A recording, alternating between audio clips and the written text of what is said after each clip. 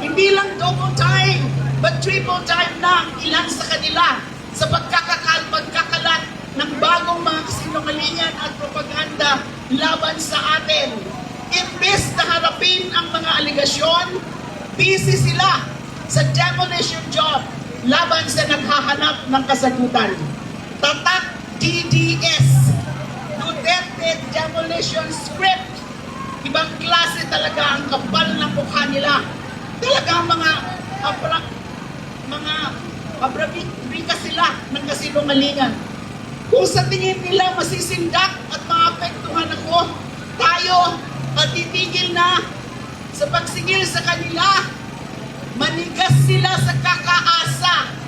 Lalo ba ninyong pinag-aalab ang determinasyon nating maningil ng pananagutan sa sandamakmak na mga alegasyon ng katiwalian?